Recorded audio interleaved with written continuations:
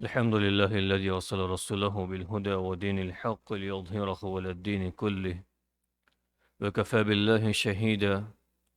وصلى الله على النبي الأمي وعلى آله وأصحابه وبارك وسلم تسليما كثيرا أما بعد فأعوذ بالله من الشيطان الرجيم بسم الله الرحمن الرحيم فقد قال الله تبارك وتعالى في القرآن المجيد وآمنوا بما أنزلت مصدقا لما معكم ولا تكونوا أول كافر به ولا تشتروا بآياتي ثمنا قليلا وإياي فاتقون صدق اللہ العظیم۔ محترم بھائی دوستو بزرگوں، گزشتہ مجلس میں یہ بات ہوئی تھی کہ اللہ رب العزت نے یہاں سے لے کر سیقول الصفحاؤن کے دوسرے پارے کے شروع تک بنی اسرائیل سے خطاب فرمایا ہے۔ تقریباً 104 آیتوں میں لمبا چوڑا ان سے خطاب ہیں، جن میں اللہ رب العزت نے مختلف پہلو، مختلف طریقے اپنا کر بنیادی مقصد یہ ہے کہ ان کو اسلام کی طرف بلایا جاوے،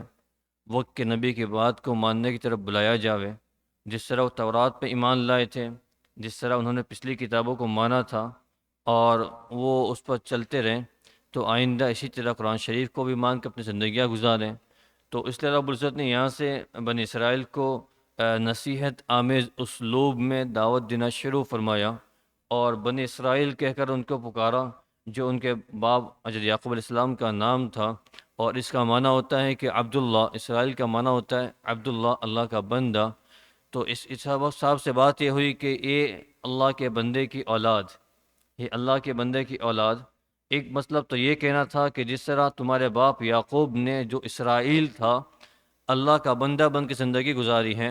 تمہیں چاہیے اپنے باپ کو فالو کرتے ہوئے، اپنے باپ کی اطاعت کرتے ہوئے، اپنے باپ کی بات کو مانتے ہوئے اسی طریقے سے اللہ کی اطاعت کرنے زندگی گزاری جاوے۔ اللہ نے اس لیے یہاں بنی اسرائیل کا لفظ استعمال فرمایا، چاہتے تو بنی یعقوب کہتے ہیں، چاہتے تو ایک عام یہودیوں کے پکارتے ہیں، لیکن یہی لفظ اللہ نے استعمال کیے۔ اس کے پیچھے مفسرین کی جو وجوہات تھی گزشتہ مجلس میں گزر چکی تھی، اور بڑے حکمت کے ساتھ اور بڑی شفقت کے ساتھ، جیسا باپ اپنے بیٹے کو بڑی شفقت کے ساتھ سمجھاتا ہے، ایسا اللہ رب العزت نے ان کی آخرت کی فلاح و کامیابی کی خواہش مند ہو کر اور بڑی شفقت کے ساتھ ان کو بات سمجھائی گئی کہ اے بنی اسرائیل، اے اسرائیل کے اولاد، آپ کو چاہیے کہ آپ کی زندگیاں ایسی گزرے۔ اس کے بعد اللہ بزرگ نے جو طریقہ اپنایا بات کو سمجھانے کا، وہ یہ کہ اذکروا نعمتی التی انعمت علیکم، میری ان نعمتوں کو یاد کرو جو میں نے تم پر برسائی تھی، جو میں نے تم کو عطا کی تھی۔ میری ان نعمتوں کو یاد کرو جو میں نے تم کو عطا کی تھی، اور اس نعمت کے ملنے کے بعد تمہارا رویہ، تمہاری طرف سے ریئیکشن کیا تھا؟ کیا نعمت کے ملنے کے بعد تمہاری طرف سے وہی چیزیں ہوئی جو میں چاہتا تھا؟ کیا ان نعمتوں کے مل جانے کے بعد تم نے اپنی منمانی نہیں کی؟ کیا ان نعمتوں کے مل جانے کے بعد تم نے اپنی خواہشات کے مطابق زندگیاں نہیں گزاری؟ یہ باتوں کو اللہ تعالیٰ یاد دلا رہے، اس لیے مفسرین نے اس موقع پر بات کو نقل فرمایا کہ اللہ کی معرفت کو حاصل کرنے کے لیے، اللہ کی محبت دل میں بٹھانے کے لیے بہترین طریقہ یہ ہے کہ جو اللہ نے نعمتیں ہم کو دے رکھی ہیں، بندہ اس کے بارے میں غور و فکر کرتا رہے، سوچتا رہے کہ اللہ نے یہ کسی نعمت مجھے دے رکھی ہے، کن نعمتوں سے میں ہمکنار ہوں۔ اللہ نے ناک کو سالم رکھا، جسم کے تمام اعضاء کو سالم رکھا، صحت، تندرستی ہے، مال ہے، جائیداد ہیں، اور اس کے علاوہ اولاد ہیں۔ یہ جو بڑی بڑی نعمتیں ہیں جس کو آدمی سوچ کر اللہ کی معرفت کو حاصل کر سکتا ہے۔ اس لیے بہت سے علماء کرام نے اس موقع پر کل فرمایا کہ اگر بندہ اللہ کی نعمتوں کو یاد نہیں کرتا تو اللہ کا شکر گزار بندہ نہیں بن سکتا، اور جو بندہ اللہ کا شکر گزار بندہ نہیں بنے گا تو وہ اللہ کی محبت سے محروم رہے گا، اور جو اللہ کی محبت سے محروم رہتا ہے اسے ہدایت نصیب نہیں ہوتی، اسے ہدایت نصیب نہیں ہوتی۔ اس کے اپوزٹ دیکھ لے، جو اللہ کی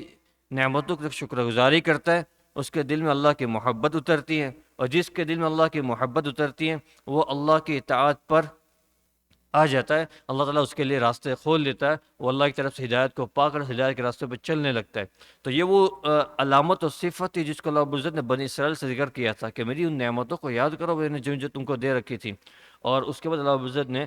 بنی اسرائیل سے ایک بات یہ ارشاد فرمائی، اوفی بعہدی اوفی وَأَوْفُوا بِعَهْدِي أُوفِ بِعَهْدِكُمْ، اور جو وعدے تم نے مجھ سے کیے رکھے تھے وہ وعدوں کو پورا کرو۔ اور جو وعدوں کے متعلق جو باتیں تھی وہ میں نے گزشتہ مجلس میں عرض کی تھی کہ بنی اسرائیل سے اللہ رب العزت نے جو وعدے کیے تھے، نماز کو قائم کرنا، زکوٰۃ کا دینا، روزوں کا رکھنا، اور ایک وعدہ یہ تھا ان تمام میں آمنت برسلی وَأَزَّرْتُمُوهُمْ، کہ جو نبی آئندہ آئیں گے ان کی بات بھی مانیں گے، ان کی اطاعت کریں گے، ان کی فرمانبرداری کریں گے۔ تو یہ جو وعدہ تھا بنی اسرائیل کا، اللہ رب العزت اللہ تعالیٰ وہ یاد دلا رہے کہ یہ موقع ہے،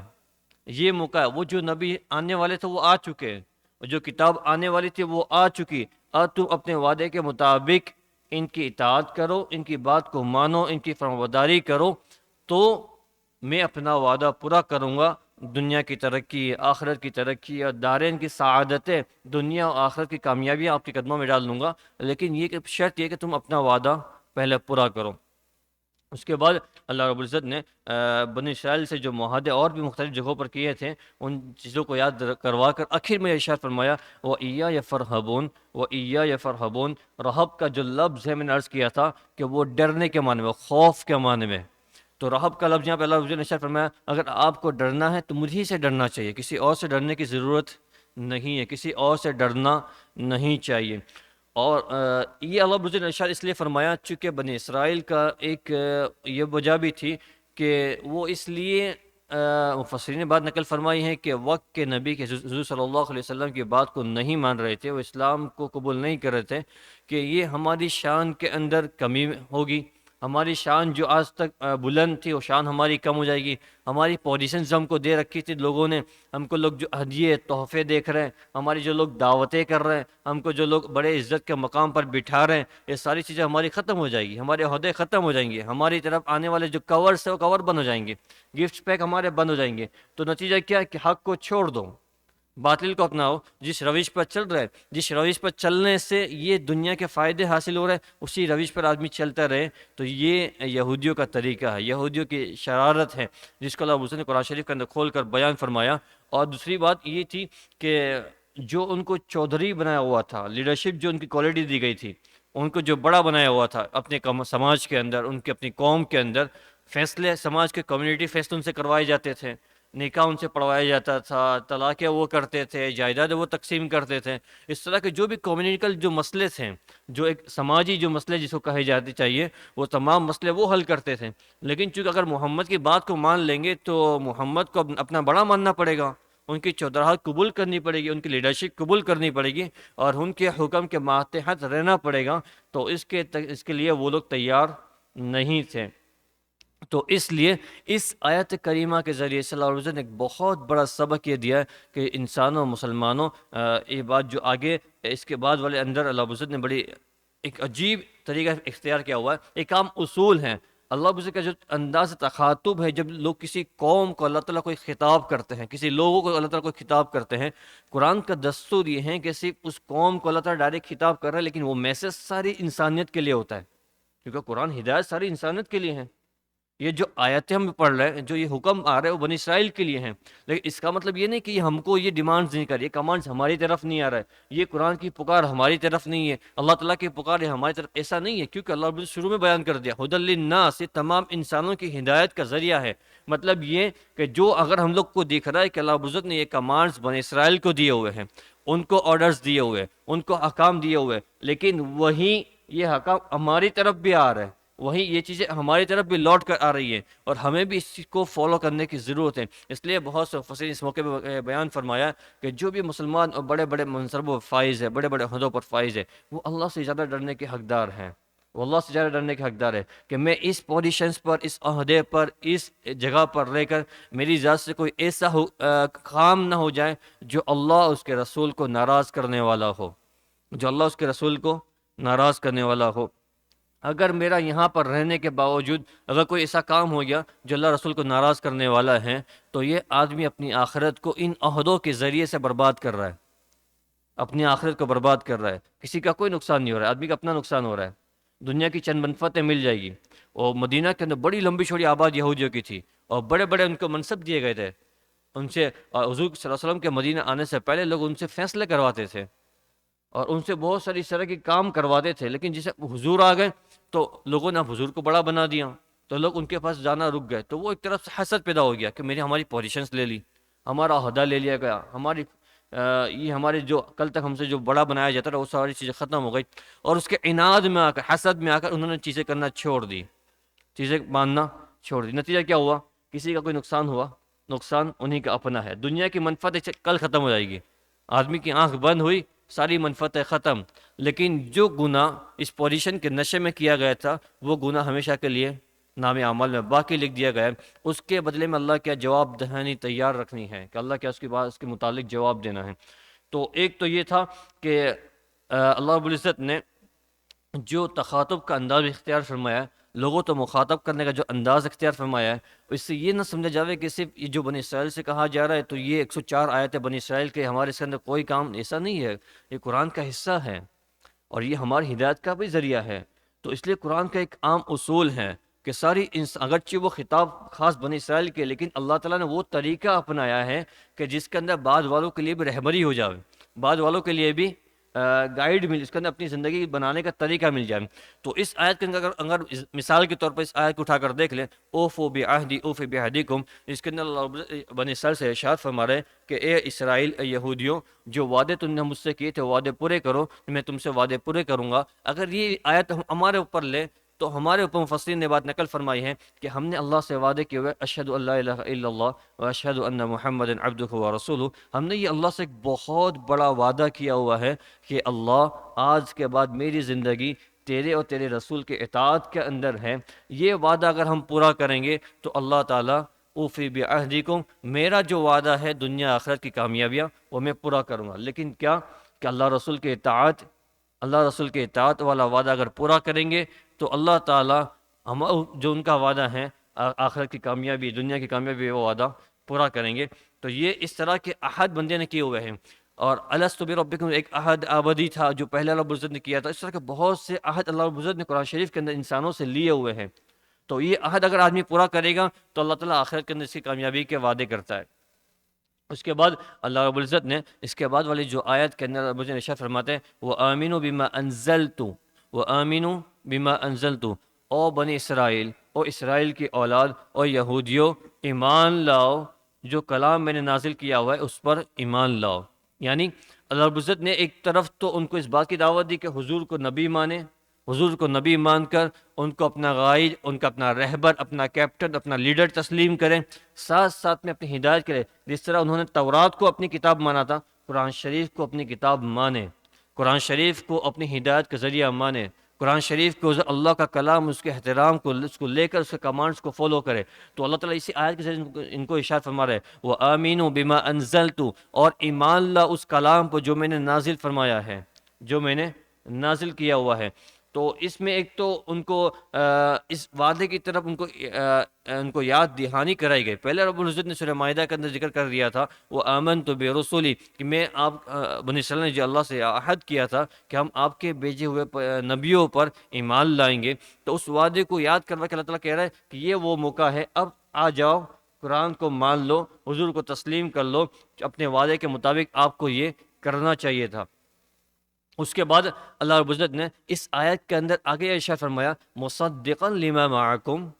مصدقا لما معکم، جو میں نے کلام نازل کیا ہوا ہے، جو میرا قرآن شریف آسمان سے نازل ہو رہا ہے، مصدقا، یہ تصدیق کرنے والا ہے، یہ سچائی کو بیان کرنے والا ہے، بما معکم، لما معکم، جو تمہارے پاس جو کلام ہے، یعنی تورات جو تمہارے پاس کتاب ہے، حضرت موسیٰ علیہ السلام کی دی ہوئی کتاب ہے، یا انجیل جو کتاب ہے، اس طرح کی جو آسمانی کتاب ہے، یہ قرآن شریف ان کو آ کر ان کو جھٹلاتا نہیں ہے، ان کو منع نہیں کرتا کہ آسمانی کتاب نہیں ہے، بلکہ تمہاری اپنی کتابوں کی یہ تصدیق کرتا ہے کہ ہاں یہ سچ ہے، جو کتابیں ان کے پاس ہے وہ بھی آسمانی کتاب ہے۔ یہ جو ان کے پاس جو صحیفے ہیں، جو حضرت ابراہیم علیہ السلام کے سنگ صحیفے تھے، اور جو تورات ہے، جو انجیل ہے، اس طرح کی جو کتابیں ان کے پاس ہیں، آسمانی کتابیں، وہ سچ ہے، قرآن کی تصدیق کرنے والا ہے۔ ایک تو ڈائریکٹ اللہ عز و جل ان کو حکم دے دیا آمینو بما انزلت کے اوپر ایمان لاؤ، اس کے بعد دوسرا اضافی دلیل دی اللہ تعالیٰ نے، ایک ایکسٹرا اللہ عز و جل نے بات وجہ بیان کر دی، ایکسٹرا وجہ اسلام کو ماننے کی، قرآن کو قبول کرنے کی ایکسٹرا وجہ بیان کر دی کہ یہ جو قرآن نازل کیا گیا ہے،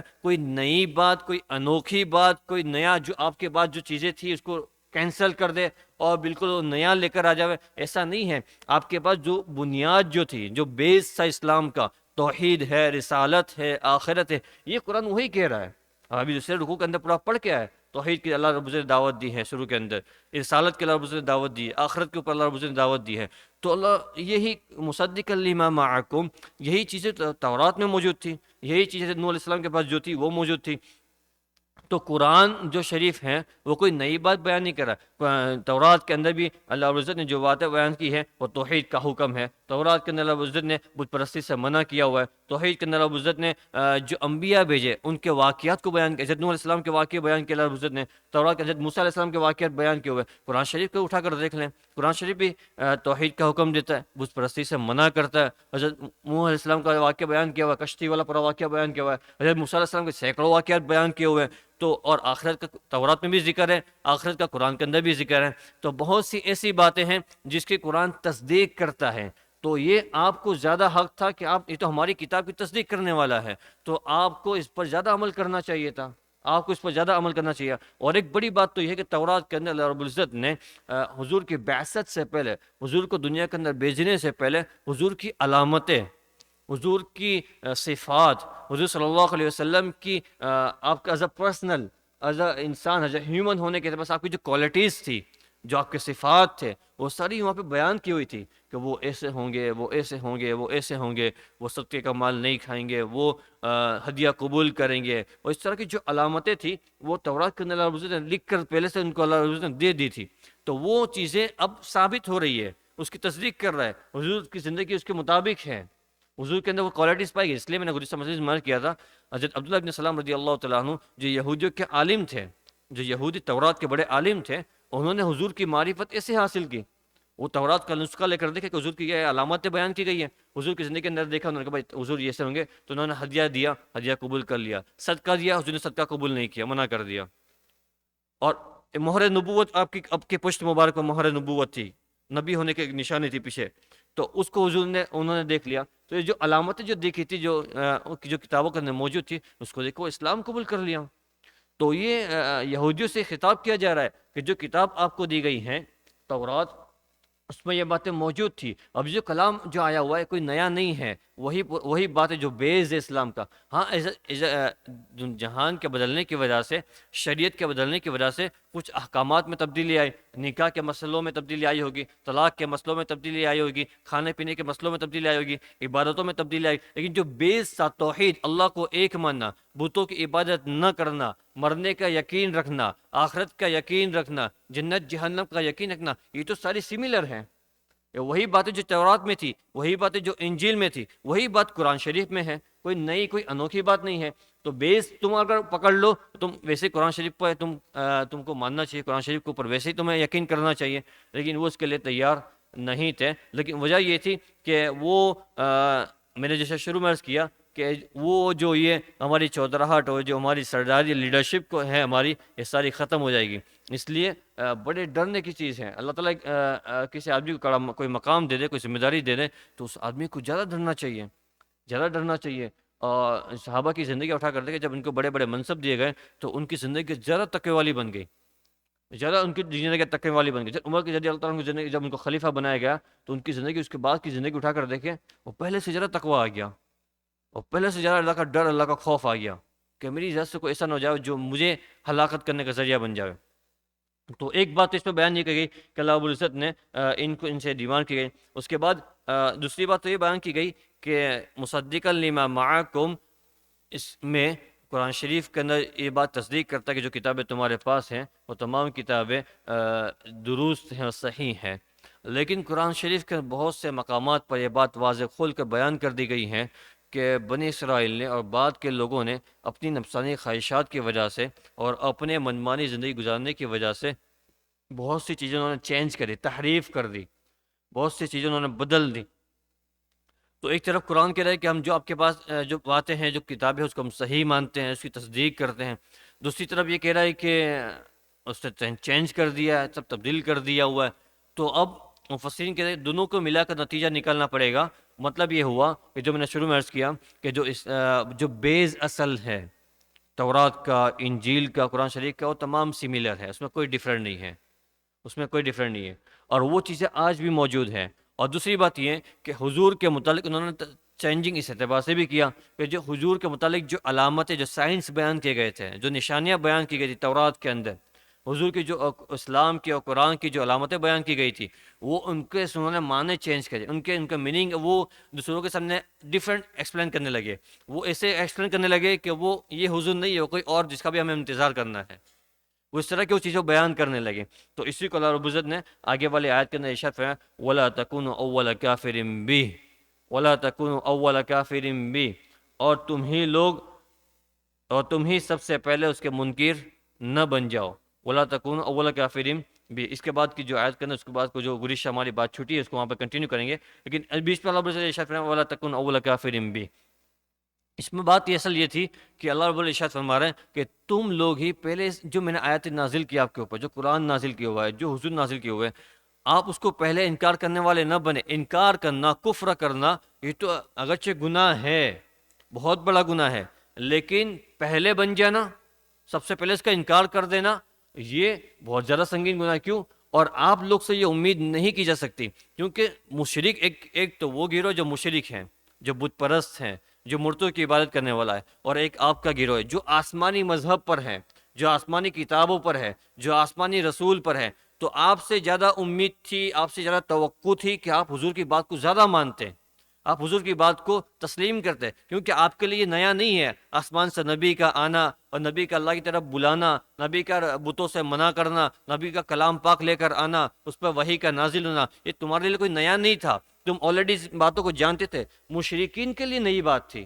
جو بت پرست تھے، جو مورتیوں کی عبادت کرتے، ان کے لیے نئی بات تھی، تو وہ چاہتے کہ وہ پہلے انکار کرے، لیکن معاملہ بڑا برعکس ہے، معاملہ بڑا خلاف ہے۔ جو مشرکین تھے مدینہ کے اندر، وہ سارے کے سارے اسلام قبول کر لیا، سارے کے سارے مسلمان ہو گئے، حالانکہ آپ کو قبول کرنا چاہیے تھا۔ آپ کے پاس پہلے آسمانی کتابیں موجود تھی جس میں علامتیں بیان کی گئی تھی، لیکن آپ نے اس کو پہلے سرے سے انکار کر دیا کہ نہیں، تو اللہ تعالیٰ وہ یہ کرے گا، یہ زیادہ تکلیف دہ بات ہے اور زیادہ ناراض کرنے والی بات ہے۔ وَلَا تَكُونُوا أَوَّلَ كَافِرٍ بِهِ، آپ لوگ سب سے پہلے انکار کرنے والے نہ بنے،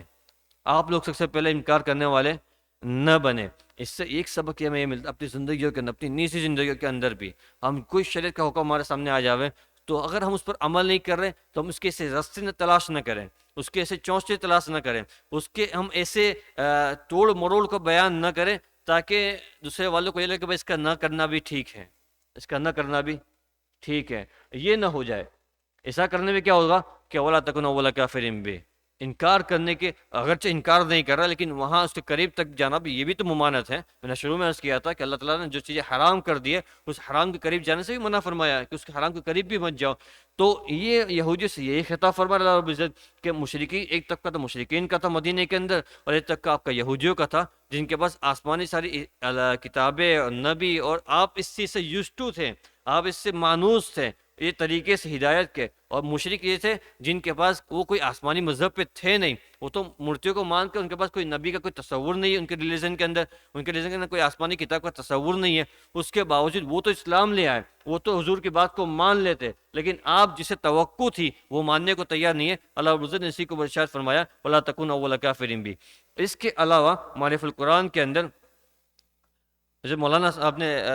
مولانا شفیع صاحب رحمۃ اللہ علیہ نے اس بات کو نقل فرمایا ہے، اول کافر بھی کا مطلب یہ ہے کہ جو شخص اول کفر اختیار کرے گا اور اس کو دیکھ کر جو بعد میں کفر اختیار کرے گا، وہ تمام کا گناہ بھی اس کا ہوگا۔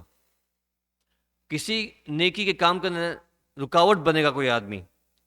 اور اس کی وجہ سے دوسرے اور اس نیکی سے محروم رہیں گے، تو ان تمام کا گناہ اس کے اوپر ہوگا، کیونکہ وہ وجہ بنا، وہ سبب بنا۔ اس کے برمخافل کوئی آدمی نیکی کرنے کا سبب بنے گا، کسی آدمی کو نیکی کرنے کا، بلکہ کوئی آدمی کوئی نیک کام نہیں کر رہا تھا، مثلا کوئی نفلیں نہیں پڑھ رہا تھا، کسی کو دیکھا بھائی یہ تو اچھا اس وقت میں بھی نفل پڑھتا، چل میں اس وقت میں نفل پڑھنا شروع کر دوں، تو اس کی نفل پڑھنے کی سبب بن گیا، ذریعہ بن گیا، تو اس کی نیکی بھی اسے مل گیا۔ کسی کے واعظ و نصیحت سے کوئی آدمی عمل پہ کھڑا ہو گیا، تو اس کے کہنے پہ وہ عمل پہ کھڑا ہو گیا، تو یہ ذریعہ بن گیا، یہ سبب بن گیا، تو اس کا نیکی کا ثواب بھی اس کو ملے گا۔ اسی طریقے سے اس آیت کے ذریعے سے جیسے مولانا نے یہ بات ارشاد فرمائی ہے وَلَا تَكُونْ أَوَّلَ كَافِرٍ بِهِ، سب سے پہلے کسی شریعت کے حکم کو نافرمانی کرنے والے آپ نہ بنے۔ اگر آپ شریعت کے کسی حکم کی نافرمانی کرنے والے بنے اور آپ کو دیکھ کر جس نے نافرمانیاں کی ہیں، ان تمام کا وبال آپ کے اوپر آنے والا ہے، ان تمام کا وبال آپ کے اوپر، کیونکہ آپ اس کا سبب بنے، آپ اس کا ذریعہ بنے۔ اس کو وہ بات پتہ نہیں تھی، اس کو وہ بات پتہ نہیں تھی، لیکن اب آپ کی وجہ سے وہ بات پتہ چل کہ اچھا اس کو ایسا بھی کر سکتے ہیں، اس نے ویسا کرنا شروع کر دیا، اور وہ ایکچوئل میں شریعت کی نافرمانی تھی، ایکچوئل میں شریعت کے خلاف کام تھا، تب اس کا وبال بھی اس کے اوپر آدمی کے اوپر آنے لگا۔ اس کے بعد کی آیت کے اندر اللہ نے ارشاد فرمایا وَلَا تَشْتَرُوا بِآيَاتِي ثَمَنًا قَلِيلًا وَلَا تَشْتَرُوا بِآيَاتِي ثَمَنًا قَلِيلًا، کہ میری آیاتوں کو چند دنیا کی معمولی قیمت کے اندر بیچا نہ کریں۔ ایک بہت بڑا سبق ہے رہتی دنیا تک ان تمام لوگوں کے لیے جو قرآن کے علوم کو رکھتے ہیں، قرآن کو سیکھتے سمجھتے ہیں، اور ایک بیسیکلی علماء کرام کے لیے ایک بہت بڑا سبق ہے۔ اور اسی طرح اصل تو رب العزت ارشاد فرما رہے یہ یہودیوں سے وَلَا تَشْتَرُوا بِآيَاتِي ثَمَنًا قَلِيلًا، کہ میری آیتوں کو چند قیمت کے معمولی قیمت میں بیچ نہ دیا کریں۔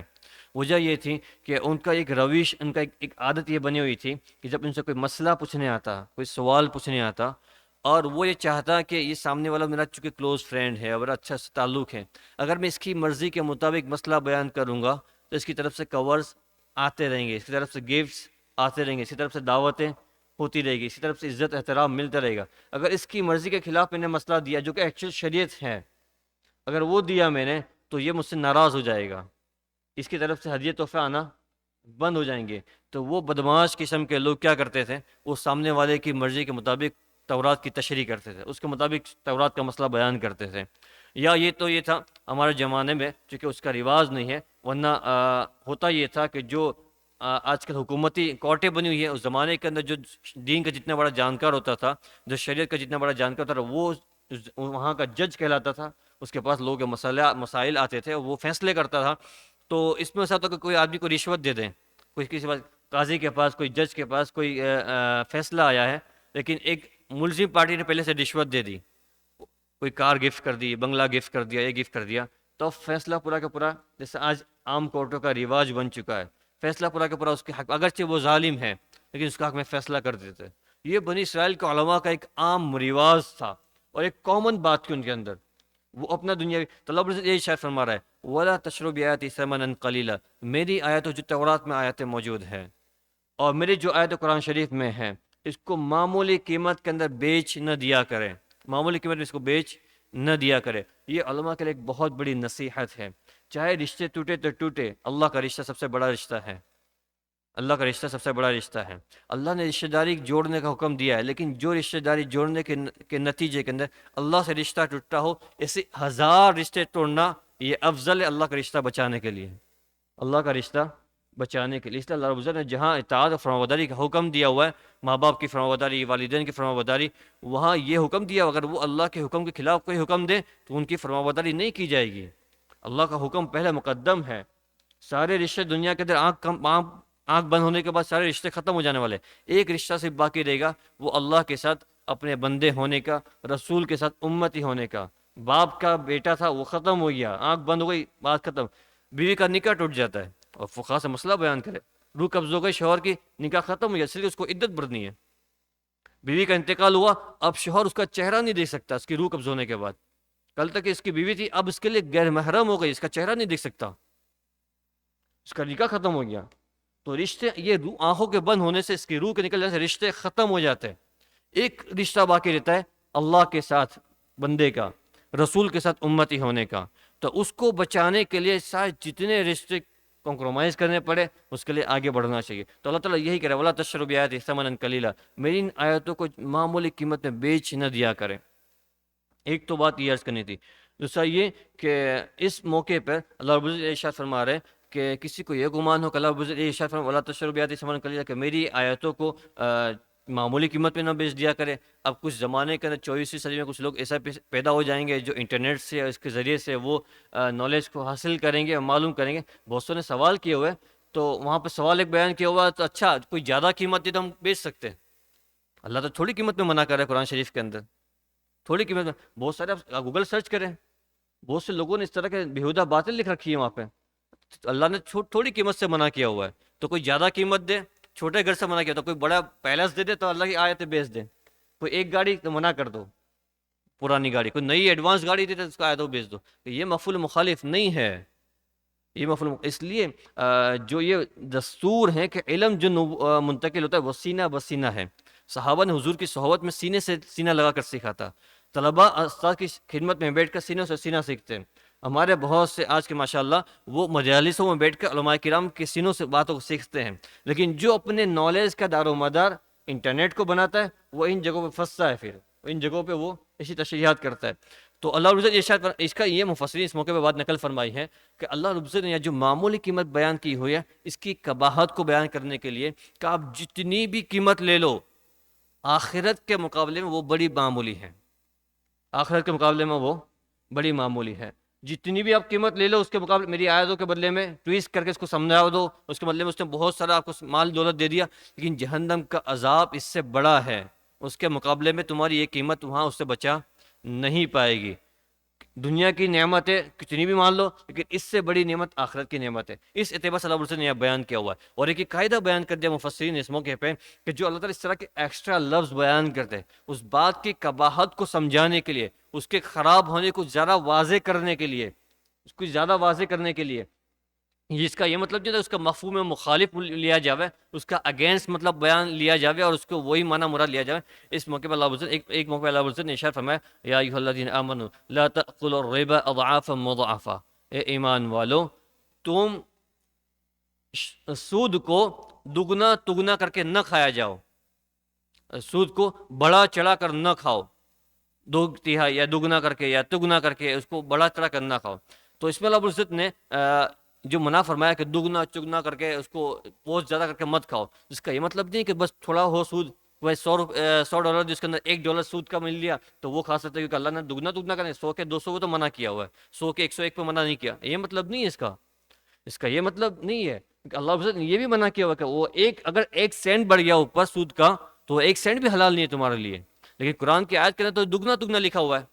تو 100 اگر کسی نے دیے ہوئے تو اس کا دگنا کتنا ہوتا ہے؟ 200 ہوتا ہے. 3 گنا اس کا 2 گنا 200 ہوتا ہے، 300 ہوتا ہے، 400 ہوتا ہے. تو کم کی تو باتیں بیان نہیں کی. تو اللہ جو یہ اس طرح کے الفاظ جو بیان کیے ہوئے اضعافا مضاعفا ثمنا قلیلا، وہ اس بات کو سمجھانے کے لیے کہ یہ بہت کبھی چیز، کتنا بھی کر لو لیکن آخرت کے مقابلے میں وہ کم ہے، کتنا بھی کم لے لو لیکن آخرت کے مقابلے میں وہ بہت کم، بے حیثیت کم تر ہے. تو اللہ تعالیٰ یہی باتیں سمجھا رہے. آخر میں اللہ رب نے ارشاد فرمایا وَإِيَّايَ فَاتَّقُونَ،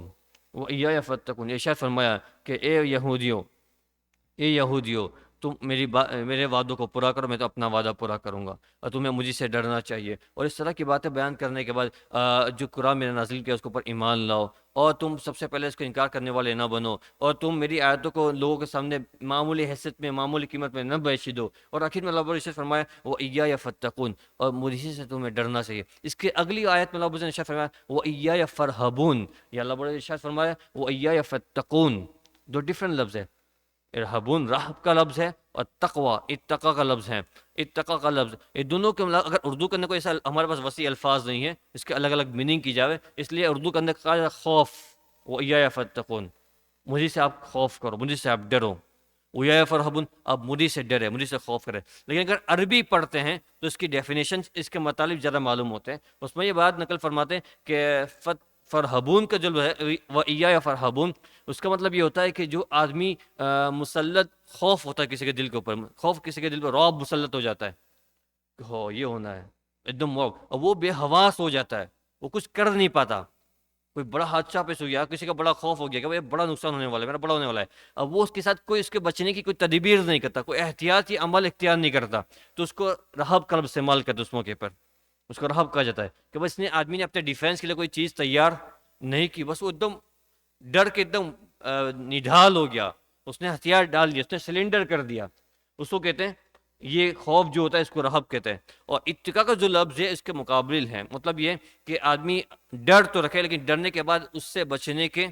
طریقے اختیار کرے، اس سے بچنے کی تدبیریں کرے. اللہ دونوں ارشاد فرما رہے ہیں آپ کو وہاں جو ارشاد فرمایا گیا تھا جہاں پوزیشن کی بات تھی، جہاں لوگوں کے حدے کی بات تھی، ساری باتیں بیان فرمائے کہ آپ کو اس طرح کا بھی ڈر اللہ سے رکھنا چاہیے اور اس طرح کا ڈر بھی اللہ سے رکھنا چاہیے کہ آپ یہ نہیں کہ اللہ کا ڈر سر پہ رکھا اور سلنڈر کر دیا، اچھے اعمال نہیں کرنے بس اللہ کا ڈر کافی نہیں، اچھے اعمال کر کے اللہ کے ڈر کے ساتھ وہ کہ اپنے آپ کے لیے آخرت کو تیار کریں، اپنے آخرت کے تیار کریں. فَاتَّقُونَ کا جو لفظ ہے یہاں یہ فرما کا یہ بتلانا مقصود ہے کہ آدمی صرف اتنی بات نہیں کہ اللہ تعالیٰ کا ڈر